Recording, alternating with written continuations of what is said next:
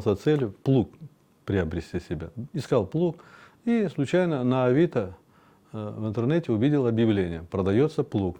Ну, правда, в Тюмени это было. Договорились мы с ним, он меня отправил этот плуг. Когда по телефону разговариваем мы с ним, я говорю: как тебя зовут? Он говорит: Ромади, оказывается, казанский татарин, Равиль его зовут. Фотография была выставлена на Авито. Мне интересно, плуг этот понравился, такой деревянные колеса были, огромный такой плуг, древний такой плуг.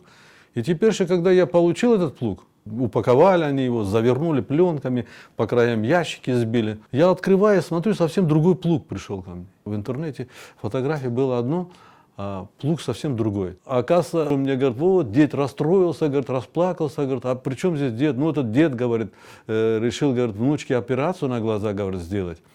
И вот решил, говорит, плуг продать. Да ты что? Я говорю: да, а как зовут, говорю, эту внучку Депсораду? Да просто так уже. А внучку зовут Фатиме, говорит. Да ты что, а как, говорит, дедушку зовут? Ахтямака. Таковы, говорит, тот плуг же на фотографии было, надо было тут отправить. Ну, дед подумал, говорит, что тот плуг не рабочий, сейчас аж в Крым, говорит, мы отправим человеку, он не сможет с ним работать. Поэтому он решил вот такой рабочий, более-менее такой хороший плуг мне отправить.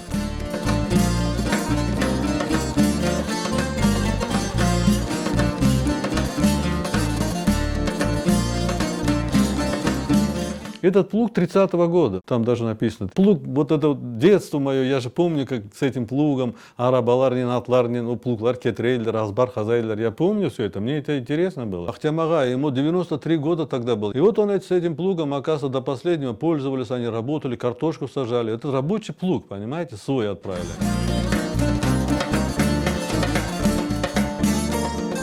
Дед, да, вот смотрите, вот, чтобы сделать внучке операцию, да, вот решил продать этот плуг. Это просто, как говорится, меня уже это тогда тронуло. Хоть маломальски, хоть чуть-чуть тоже какой-то это сделал, очень много, это было приятно.